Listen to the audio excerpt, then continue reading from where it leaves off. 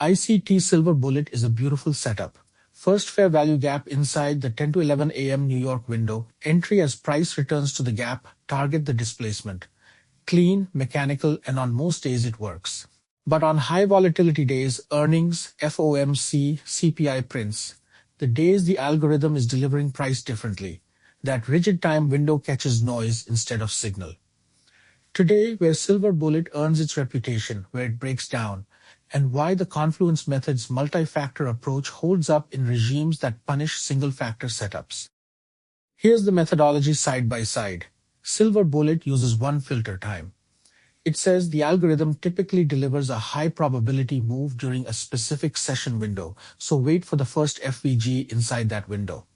The Confluence method uses 4 filters: price action, key level, momentum, and a trigger candle. Both methods are valid. The difference is what kind of market they're built for. Time-based setups assume the algorithm is delivering normally. When it isn't, you need more confirmation, not less. Walk through a high volatility session on a real chart. Earnings day on a name like NVDA. The 10 to 11 a.m. New York window opens, and within minutes a fair value gap forms.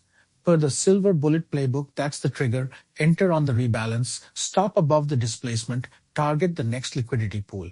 The problem on a high vol day, that FVG isn't algorithmic delivery, it's an earnings reaction. The same time window that catches the institutional move on a normal Tuesday is just noise on the day after an earnings beat. Same setup, completely different regime. Here's the key insight that explains both methods. The number of filters you require is inversely proportional to the number of setups you get and directly proportional to the quality of each one. One filter time gives you a setup every day, low average quality. 4 filters give you a setup every few days, much higher average quality.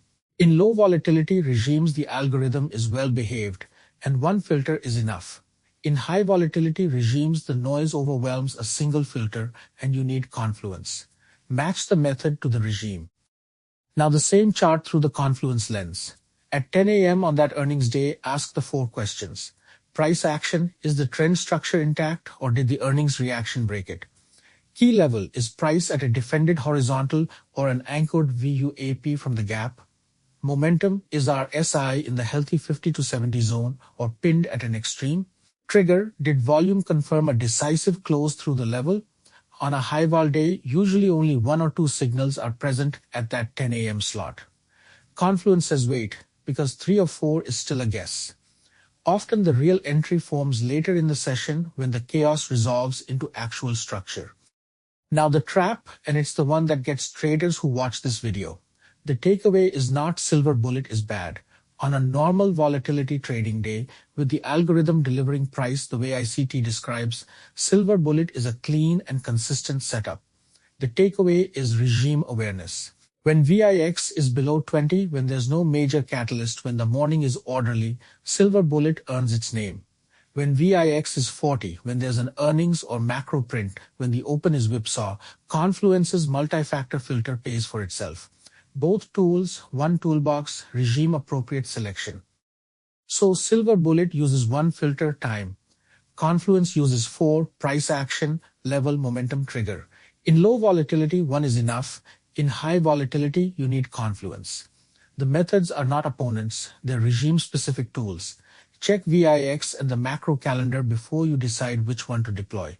Subscribe for the full method and trade your own plan. Education, not financial advice.